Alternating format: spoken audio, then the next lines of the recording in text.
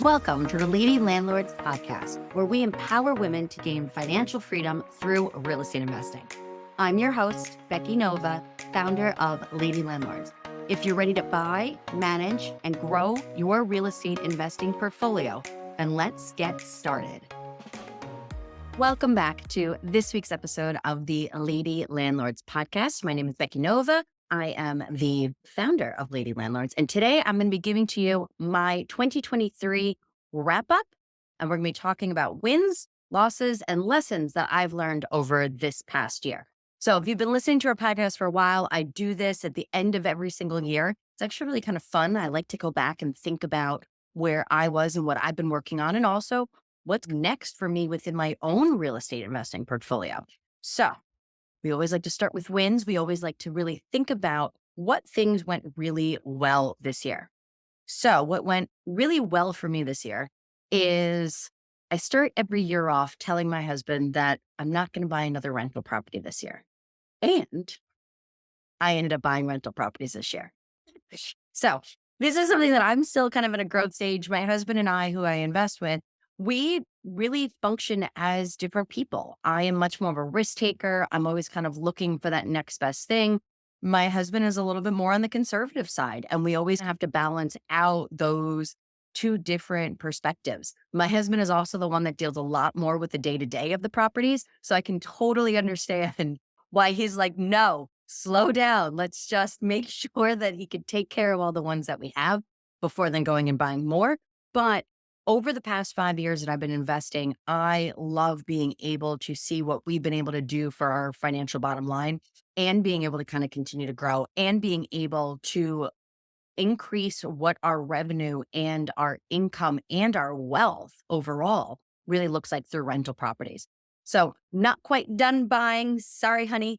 We got a couple more to go here. But this year we picked up some really great properties, and one that actually is my absolute favorite and the one that I'm most excited about. So let's talk about that one first. If you've been in Lady Landlords or following us for a while, you probably know by now that I actually split my time between New York and the Dominican Republic. That's actually where my husband is from. And part of our goal was to be able to spend our time in both countries. My goal is actually to never see snow again in my life, which means I can't be in New York all year round. So instead, I trade in my snow shovel for a sand shovel, and I get to go down to the Dominican Republic and spend time there. But back in the winter of 2021, when my husband and I decided that this was going to be the way that we were going to live our lives moving forward, we needed to buy a property down there. We already own a long-term rental in Santo Domingo, the capital of the Dominican Republic, and it had that for a couple of years. But we really wanted to have a place that was then going to be our home base in the Dominican Republic. We had already identified the area that we wanted to be in, but we needed to really find that property that was going to be right for us. It was something that we had decided that we would be living in while we were there, but then also rent out and use as a short-term rental during the times that we weren't. So we had to look from the perspective of us, but also of what would be appealing for renters to come in. So when we were down there in the winter of 2021, still during the pandemic, it gave us the opportunity to check out a lot of different complexes. Now, we had stayed randomly in this amazing complex on the beach in Punta Cana, and we loved it. But we needed to see what else was out there. And that first winter, we spent a bunch of time looking at other complexes, other neighborhoods, other towns, even another city or two that was really close to the East Coast of the Dominican Republic. But we kept really coming back to the place that we absolutely just loved in Punta Cana, the place that we were actually staying at. At that time, there was actually a couple properties that were up for sale, and they were actually really good prices. A lot of people weren't sure what was going to happen now with the pandemic. They had really low numbers of people that were traveling there. You have to remember this was still when a lot of countries weren't allowing people to travel, when visas were a very different process, when a lot of people weren't really sure if they left the country, if they can come back, and we all had to get COVID tests between different flights. So it was still a very scary time, that January through April of 2021. So when we looked at making an offer on those properties, what came up is on average, let's say the properties we were looking at were around $200,000. Now, we were able to get financing for them, but the financing was just really expensive and really something that we just didn't want to go that route. It was an opportunity to do it, but just it really skewed what our numbers look like, especially when we weren't sure what we can count on from the rental business due to the pandemic. If we had paid cash for that property and was able to give us a better deal and didn't have to account for the financing portion of it, we were like, that's a big chunk of change, $200,000 in cash. We were like, there's still a lot of other things we could really do with that property.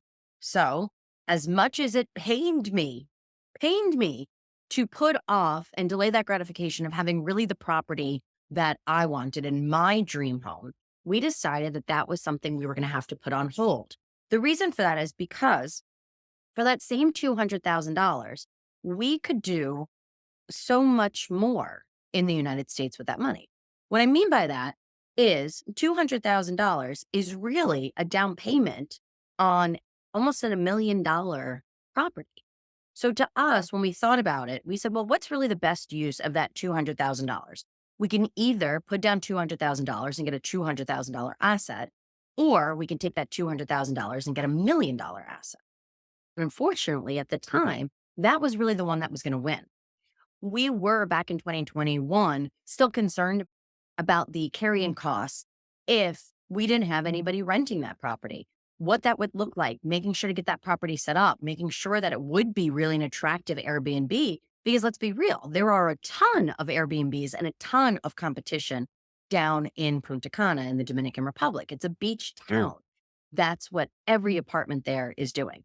So, in order for us to really make sure we can stand out, there were just upgrades that we were going to want to make to attract clientele to us. And that was also going to cost some money. So, we said, you know what? It looks like this is something we're going to have to put on hold. Let's go ahead. Let's take that same $200,000. Let's buy $1 million property in the States, bring in that extra cash flow that we can be making here, and then take that and use that to go buy our dream. So, that's what we ended up doing. We went back to that same complex in the Dominican Republic in 2022, and we did the same thing. We looked at a whole bunch of different complexes, new construction, old construction. We looked at different setups. We looked at what was on the beach, what was a little bit off the beach. We looked at different price points. We looked at anything that was kind of up and coming. And we kept coming back to no, the complex we were staying at was really just the place that we love. It was beachfront. We have our own beach club. We have our own private beach with our own lounge chairs. I mean, it was like 100 steps from like our door to literally where I would be sitting on the beach reading and literally be able to have somebody bring over from the beach club my own pina colada for me. I mean, I couldn't ask for anything more. So when then we went back in 2023, I said to my husband two things. One, we are now in the financial situation where we can buy that property. And if it doesn't rent, we'll be okay. It was now time for us to say it's okay for us to do the thing that we want and the thing that we really value and the thing that we've worked so hard for so many years. It was so cool to see that kind of come to fruition to say, hey, now that we've saved and we've skimmed and we've sacrificed and the other things that we've been spending money on, now it's time for us to really be able to get rewarded and get the thing that we really wanted. I also told him that we were only going to look at that complex. By this point in time, we'd seen every other project out there. So to me, there was no comparison needed. We didn't need to waste our time looking at these other complexes when we knew the place that we wanted to be able to buy. So I said, that's it. We're just going to look in that complex. This is our price point. This is our budget. And that's what we would be moving forward with. So when we got down there in January 2023, it was really important for us to look at everything that was on the market. Now, other countries do things differently when it comes to real estate. In the Dominican Republic, really anybody can kind of be a realtor. There's really kind of no licensing. There's not that same setup. There's also not really an MLS. So it becomes incredibly confusing because you have to speak to so many different realtors to actually find out what's on the market and what's available. So we went through that in a very short period of time where we had to go see all these properties, talk to different realtors. We had realtors that were showing us units that we'd already seen with somebody else because the level of competition for realtors there is just so much more cutthroat. they usually don't even show you things that aren't their own listings. They're looking to be both the buyer's agent and seller's agent, to be a dual agent. That's what they're really looking for. So sometimes they won't even show you things that they personally don't have or that their brokerage doesn't have. So after looking at, I don't know, probably 8, 9 places, putting in offers, I think on 1 or 2 that we really were excited about, they just didn't work out. Also there, what's interesting is somebody might list their property for a certain number, say 235, and you go, "Great, I'll take that place. 235 is what we're willing to give you, paying all cash." And people be like, you know what? Actually, I want to raise my sale price to 265. And you're like, "What are you talking about? You put it on the market for one price, you can't change it." But down there, they can. There's also not really appraisals, so people can really kind of ask whatever they want. And also, they don't have to sell to you if they don't want to. So, after going through that and really being disappointed by a couple options here, we got word from other people that actually lived in the complex where we were. By this point, we knew everybody there. It was the same people that were really snowbirds that went down to this complex. So we'd met them in 2021, 2022, now 2023. And they were really on our side trying to help us be able to find the right place.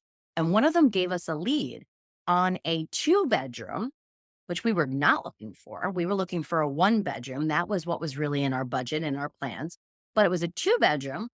It included a car, all of the furniture, and the sellers were actually offering seller financing on the property. And we were like, well, that's kind of interesting.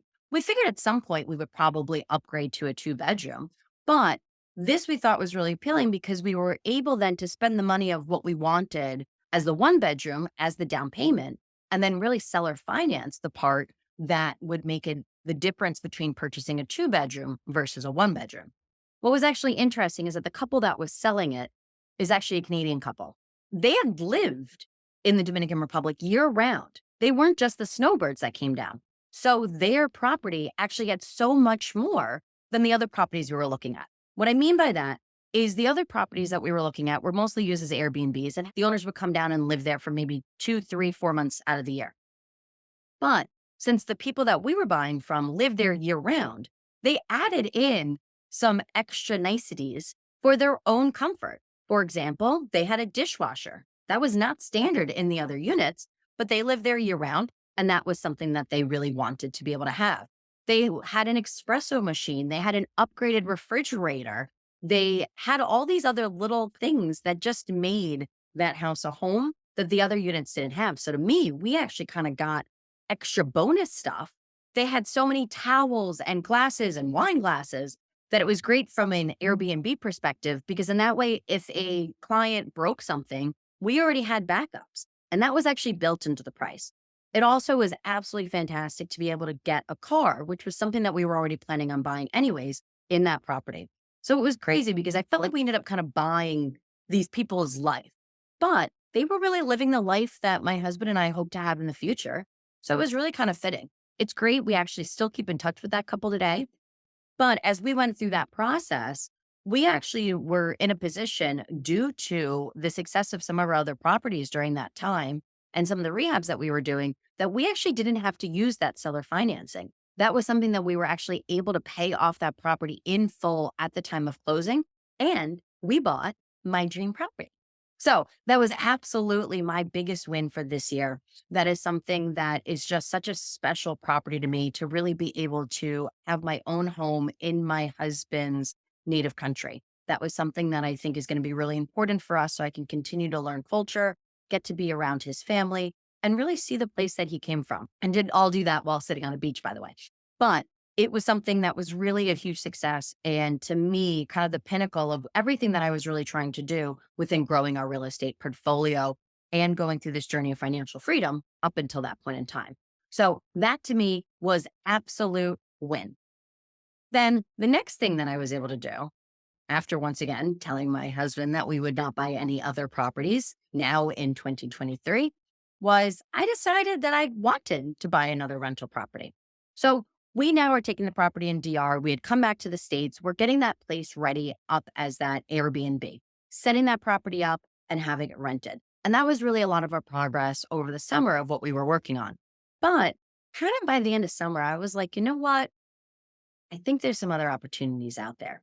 I really saw within the market that with high interest rates, that a lot of people weren't going out there buying and selling their properties. And I was like, you know what? There's probably some good opportunities out there. It might be a great opportunity for me to pick something up where one, I can have some more leverage and negotiation with the seller because I'm not in the crazy competition that we saw back a year, 2 years ago when interest rates were down in the twos and threes and fours and everybody was moving.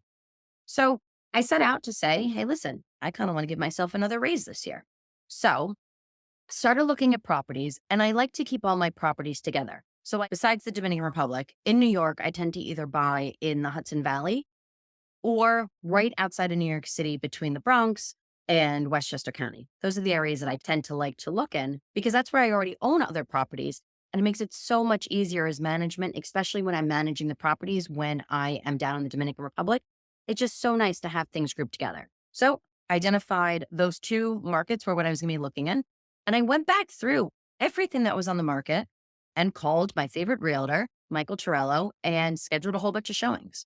And there were some great opportunities there. There were really some things that even here in New York with the high cost of living and the taxes and everything else that were really going to be bringing in significant cash flow. And when I say significant cash flow, I'm really talking like $500 a door, like plus. There were some really great opportunities out there. So went through a bunch of them. I'm going to talk through parts that didn't go so well, but that's in our loss section of this chat today, coming up in a minute. But all of a sudden, one of the properties that popped up was right around the corner from where I own two other buildings with 6 units and a parking lot. And when I say right around the corner, I literally mean a New York City block, 1 block away. You can like see it out the window. Fantastic. So it was a triplex. It had tenants in place, some that were Section 8, and they were living there for years and perfectly happy. And the building was in great condition. I got to say, not all the units. I think that there was definitely a little bit of hoarding kind of going on in some of the units, but the mechanicals, the structure of this actual building was just absolutely fantastic. Absolutely fantastic. We could not have been happier to find something that really just had so little work to have to do. And this was something that also, after buying the 2 bedroom, which ended up costing us a little over $300,000, I also didn't want to end up in a situation where we had to do a gut rehab and have to lay out a ton of money on the property. It was already a property that was going to be expensive. We were able to get it for $50,000 under ask. The price that we finally agreed on with $800,000. And that's a significant down payment that had to be put down. And that was something that, trust me, I wanted money rolling in from day one with those tenants in place. So happy to say, back in November, we actually closed then on that 3 family property. So now I had the property in DR, and then also I was able to pick up another unit in Westchester County. So I was really proud of the way that we were able to grow that portfolio. That's now bringing in, not even including what we have in the short term rental, because we're living there during the high season. So that really skews what our numbers are. But that's bringing in another like $2,500 a month in cash flow, right? In profit. And that's a huge, huge difference for us. Back in corporate America, I didn't get any raises that were giving me $2,500 a month extra. Hell, that's not even like a promotion, right? Let alone like your little yearly salary increase. Like that was a huge, huge difference for what we were able to do financially. The other thing that kind of fits under that win category to me was the actual amount of money we spent on properties. I grew up in a family that did not have a lot of money. We were on food stamps when I was a kid. That was something when I had moved back from Europe when I was in my 20s. I had a successful business in Europe and I was making great money then. But unfortunately, I had lost my business out there. I owned a tour company, I owned a bar. If you haven't heard that story, I'll make sure to link that down in the comments. But when I was back in my mid 20s, I had really lost everything. I ended up losing my business in Europe and had to come back to the States. I had lost over $100,000. I was in horrible debt. I didn't know where to really go. And as many of us do when we don't have the financial education or support that we need, I really just kind of shied away from it. I was like, we're just not going to open the credit card bills And I don't know, maybe somebody else will pay them for me. And I really got myself into a hole with that. Over the past couple of years, diving into real estate investing, I really upped my game when it came to financial literacy. And then this is clearly the space that I absolutely love and had always wanted to be in, and just didn't know it at the time. And now it's a place that I get to focus on helping other women be able to get out of those holes for themselves, but really think about what they can do in the future. So when I look back and realize that I had spent over $500,000 of my own money on real estate this year, that was kind of crazy. I would have never imagined that I would actually be in a place where I had that money to let alone spend, and then also not be homeless myself and be able to still like eat or still do things like that. But honestly, that all came from real estate. I was able to travel. I was in Greece this year. I was back in the Dominican Republic. It's just amazing to still think I've been down to Tennessee a couple times. I was out in California. It was just amazing to still think that I can still live this life that I want, but yet I'm still growing my portfolio. I'm still bringing in cash flow and increasing my cash flow, but to really put myself in a position where I don't have to worry about being broke or where my next meal's coming from or how I'm going to pay that credit card has really been life changing for me. So, regardless of the actual physical properties, just really being able to pat myself on the back this year and saying, like, hey, Becky, you did well. In a few short years, 5 years really since I started investing, to be able to get to a place where I had $500,000 of disposable income to go put into rental properties and to buy then more than $1.5 million of assets in a year, I'm pretty freaking proud of myself for 2023. So those are my wins. Let's talk losses. Losses this year, I feel like what really came up there, as I'd mentioned in the last section here, losses was interesting because there were a lot of just crappy properties out there. And what I mean by that is when I was looking for properties, I noticed a trend. There were properties that I was able to get, negotiate with seller, got down to a great price. But then when we went into the inspection, found a whole bunch of problems. There was one property, I absolutely loved this property. It was on the same block as two other properties that I owned up in the Hudson Valley. So once again, keeping all my properties together, it's great because I can use the same team, same contractors, same everybody to help me manage that property and help me oversee what needs to be done there. So I was really excited for it. They also had tenants in place, cash flow on day one. I really thought this was going to be a great property for me. It was in great condition from looking at it and looking at the units. But when we got down to the actual inspection, and this is why it's so important to have a great home inspector, there was problems on top of problems on top of problems. I remember I showed up, and like I said, all the units, all the tenants there really kept their apartments in great condition, right? They were clean. It was nice and able to see everything. You could tell that there weren't like leaks under the sinks, toilets flushed, all that type of stuff. But my home inspector never made it out of the basement. In that basement, he found that there were issues with the way that the heat was set up that can actually cause a lot of danger to those tenants, that there were foundation issues that also could cause a lot of damage to those tenants. There were all these things that were just huge safety hazards. There were mold issues. I mean, this was just something that I remember my realtor, my home inspector, who I've used both on every single property that I've bought here in New York. We were standing in the basement, and as the home inspector is going through this list of ways our tenants would be in danger, I just remember my realtor just being like, so can we not talk about how the house could collapse while we're standing in the basement? Like, let's just get out of here. And it was such a valid point, and that was something that we just had to walk away from. And I noticed that a lot of the properties that we were looking at fell into that category of which had issues. It was almost as if everybody that had properties put together and were in good shape had sold their properties back when interest rates were much lower. So it seemed that just the quality of properties were maybe just not as good. It was kind of like the slim pickings of what was actually left for us to really be able to choose from.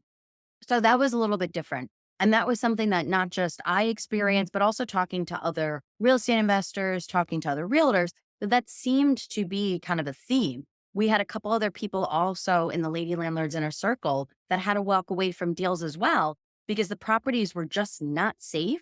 Or when we looked at the issues to fix some of these issues, during the home inspection, it just completely ate up what our cash flow would be. And our members just had to really walk away from those properties. So that would really kind of be the loss that I saw this year. Is it really just made me sad to see properties that current landlords just weren't considering the safety of their tenants.